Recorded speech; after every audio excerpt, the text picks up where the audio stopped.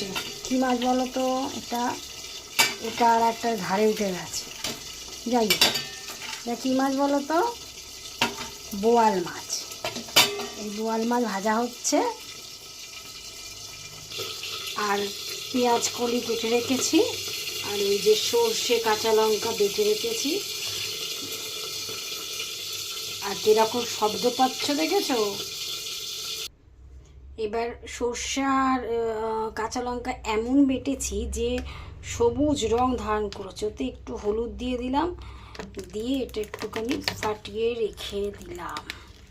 ফাটিয়ে না, কথাটা ফেটিয়ে হবে।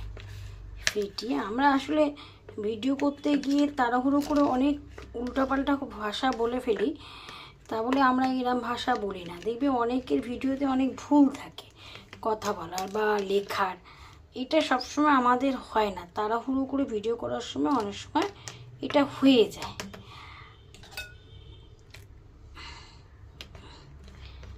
এই হচ্ছে রাখলাম। আর এখানে সব মাছ ভাজা হয়ে গেছে। মাছের যে অল্প তেল আছে তাতেই কালো জিরা কাঁচা লঙ্কা ফোড়ন দিয়ে সর্ষেটাকে একটুখানি দিয়ে দেবো। দিয়ে জাস্ট অল্প একটু ভাজা ভাজা হয়ে গেলেই আমি জল দিয়ে দেবো, ব্যাস। আর এখানে একটু পেঁয়াজ কলি আছে, পেঁয়াজ কলিগুলো দিতে হবে। তো এটা দিয়ে তারপর আসছি। এই তো কড়াইতে কালো জিরা আর কাঁচা লঙ্কা দিয়েছি। ও মাই গড, আমি তো গ্যাসটা কখন অফ করে দিয়েছি জানি না, গ্যাসটা একটু জানি। এইবার এটা কিন্তু ফাটবে, একটু দূরে থেকে করতে হবে। কড়াইটা নিয়ে কোনো মাথা ব্যথা নেই, কড়াইতে খুব ভালো রান্না হয়।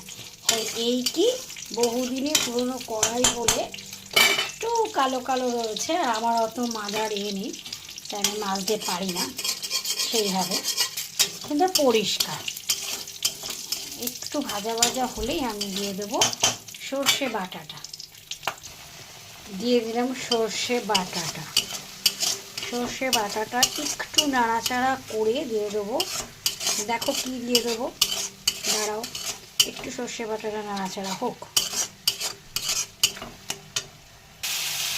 মোটামুটি দেখো তেল ছেড়ে দিয়েছে এইটা থেকে।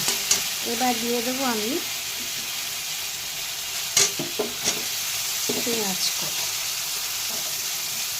আর গ্যাসটা অবশ্যই ছোট করে রাখতে, নাহলে সর্ষে কিন্তু পুড়ে যাবে। গ্যাসটা ধিমে তালে রাখতে হবে, খুব বেশি কিন্তু ভাজাভাজি হবে না। মোটামুটি এই পেঁয়াজ কলির গায়ে এটা মাখা মাখা হয়ে এলে বা একটু জাস্ট পেঁয়াজ কলিগুলো নরম হলে দিয়ে দিতে হবে জল।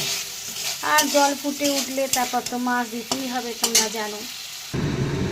এই যে দিয়ে দিয়েছি সব কিছু। বাপরে, চিমনির এত শব্দ যে আমার শব্দ শোনা যাবে না।